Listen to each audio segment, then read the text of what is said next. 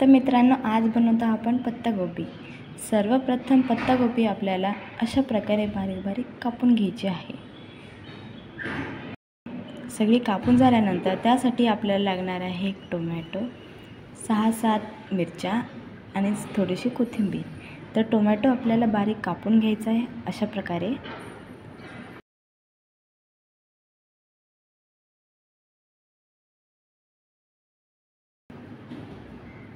Tomato कापल्यानंतर आपल्याला कापायच्या आहेत मिरच्या, त्यासुद्धा एकदम बारीक बारीक। तुम्ही पाहू शकता मी कशा प्रकारे मिरच्या कापत आहे।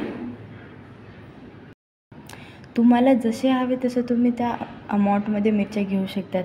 इथे पत्तागोबीचे अमाऊंट जास्त आहे त्यामुळे मिरच्याही जास्त घ्याव्या लागल्या आणि घरी तिखटही जास्त खातात त्यामुळे आम्ही मिरच्या जास्त घेतल्या। तुम्हाला जसं तिखट हवे तसं तुम्ही मिरच्या घेऊ शकता। नंतर मी त्या ताटात काढून घेतल्या आणि नंतर कोथिंबीर कापली। तर इथे रेडी आहे आपलं। आता या ठिकाणी मी पत्तागोबी धुवून घेत आहे।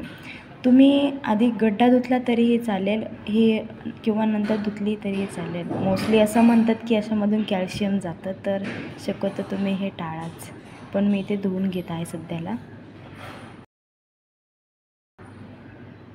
आता सुरुवात करूया आपल्याला पत्तागोबी बनवायची। मी गॅसवरती कढई ठेवली। कढईमध्ये 2 ते 3 उबळ्या तेल टाकलं।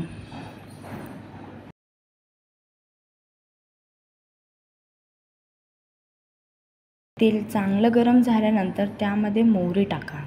मोहरी चांगली तडतडू द्या। त्यानंतरून त्याच्यामध्ये बारीक चिरलेल्या मिरच्या टाका आणि त्याही चांगलं परतून घ्या। त्यानंतर हळद टाका, त्यालाही चांगलं परतून घ्या।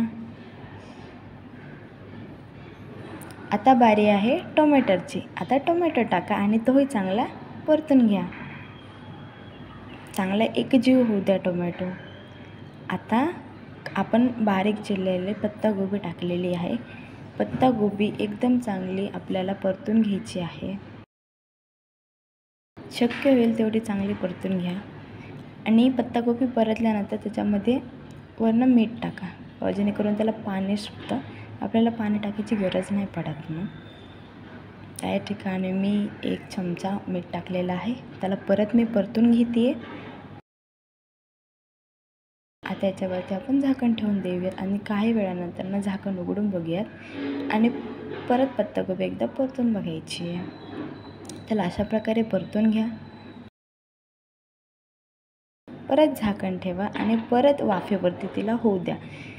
पत्तागोबी वाफेवरच होऊ द्या, म्हणजे काय ती कढईला चिटकणार नाही, करपणार नाही आणि हवी तशी ती आपल्याला जशी हवी तशी पत्तागोबी होईल।